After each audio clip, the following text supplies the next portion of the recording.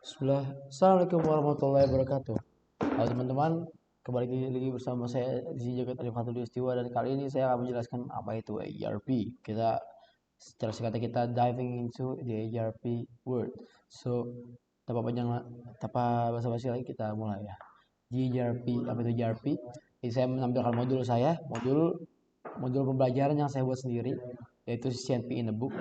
Jadi ERP itu adalah Enchanted Interior Gateway Routing Protocol, yang artinya bukan artinya, itu adalah versi kedua dari EGRP. EGRP itu adalah Interior Gateway Routing Protocol.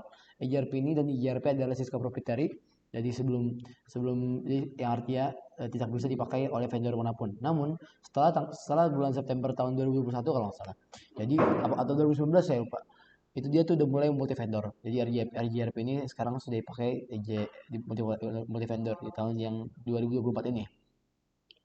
Lalu di sini tulisnya adalah salah satu dari banyaknya routing protokol yang berjalan di muka bumi ini, dan routing protokol yang merupakan dibuat oleh vendor Cisco, yaitu Cisco proprietary. Nah, di sini ditulis pada September 2021 routing protokol ini berubah menjadi multi vendor. Jadi buat teman-teman yang ingin menggunakan ERP mau baik di mikrotik atau yang lain bisa.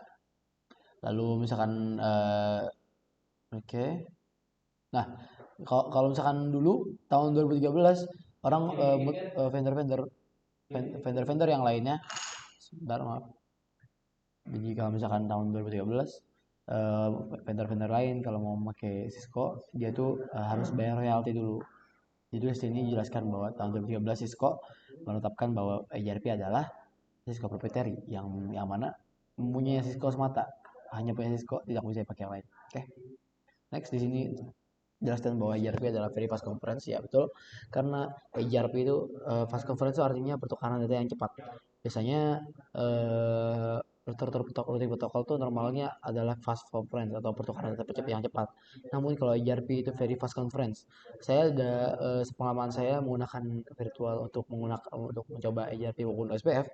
Kalau misalkan di virtual yang semi nyata seperti Pinat ataupun yang lainnya, saya kalau pakai OSPF tuh harus menunggu sekitar 10 detikan lah biar adjacency, kalau nggak 5 detikan. Namun kalau misalkan ERP, kalau saya udah tekan enter itu langsung adjacency, ya yang mana yang hanya multi second, yang itu merupakan very fast conference yang menurut saya sendiri itu sangatlah hebat untuk sebuah routing protokol.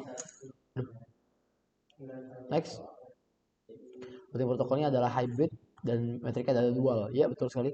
Jadi seperti yang kalau kemarin ya saya jelasin tentang routing protokol, kalau misalkan ada yang namanya link state maupun distance vector, dan ada juga yang hybrid, apa link state yang menggunakan perhitungan bandwidth, distance vector yang perhitungan distance atau jarak tempuh hopcount-nya. Namun kalau JRP ini menggunakan hybrid ataupun dua-duanya dipakai. Dan metrik ini yang metrik punyanya ERP adalah dual. Nah, dual sendiri merupakan singkatan ya. Dual adalah singkatan, saya lupa kepanjangannya. Dual bisa cari ntar ya, dual ERP ntar bisa cari.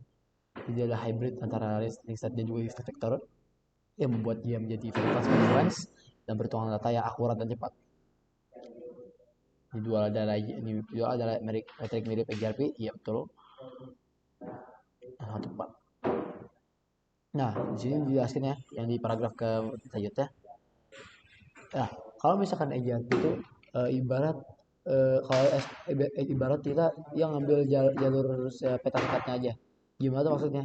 Kalau misalkan OSPF tuh, kalau misalkan ERP itu tarik ibarat kayak jalan tol. Jadi tinggal jalur lurus, cuma ada cuma ada papan penanda doang kalau misalkan ini mau ke address mana. Namun kalau SPF, seperti yang kita tahu, kalau kita mau SPF dia itu ada LSDB-nya ataupun mapping-nya. Jadi kalau misalkan antar router dan router dia tahu seluk-beluk bahkan sampai jalur-jalurnya router lain juga.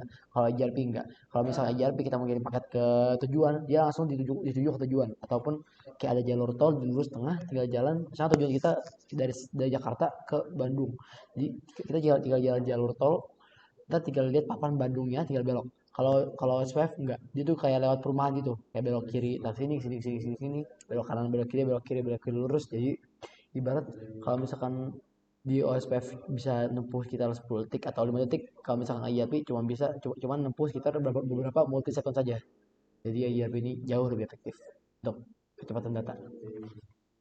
Next, berikutnya kita adalah fakta JRP, Advanced Distance Vector. Ya betul, distance vectornya adalah advance. Mengapa yang saya bilang tadi, kalau misalkan di OSPF dia distance vectornya ataupun jarak penentuan jaraknya hanya dihitung berdasarkan cost.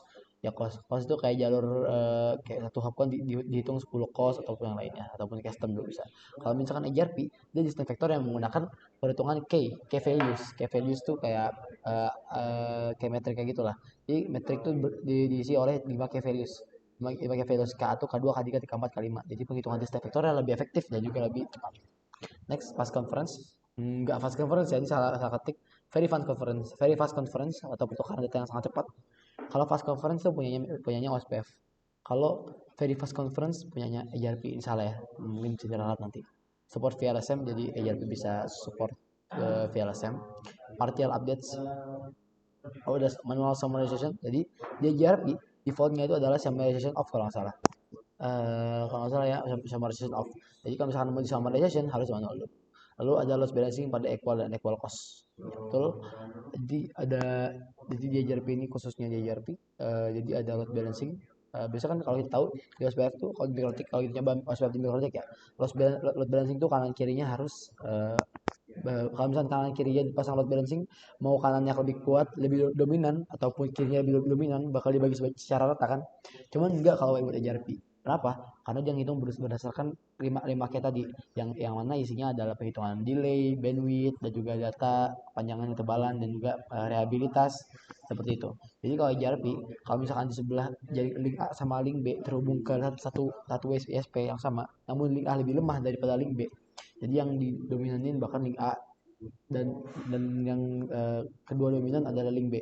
Namun hal tersebut masih dalam lingkup load balancing. Ini namanya unequal. Jadi kalau misalkan kita menggunakan load balancing pada EJRP, dia lebih adil dan juga lebih efektif. Lalu ada dual algorithm. Jadi algoritmanya EJRP adalah dual. Algoritma jadi lebih pengiriman data lebih cepat yang saya bilang tadi kayak value dan metrik. Lalu ada composite, metrik kalkulasi. Dia kalkulasi menggunakan metrik. Next, IP protokol 688, protokol 88, metrik. Multicast address-nya 224.10.11. Jadi kalau multicast address-nya multicast address dari default dari EJRP, biasanya gini, kita kalau misalkan mau debugging ntar kita lihat multicast-nya address-nya 224.10.11. 001 itu punya EJRP. Defaultnya adalah auto summarize. Oke. Mungkin sekian ya penjelasan singkat, mungkin terlalu cepat dan juga terlalu singkat, tapi nggak apa-apa, yang penting kita semua paham ajar. Mungkin sekian dari saya Jagat Arifatul Istiwa. Assalamualaikum warahmatullahi wabarakatuh.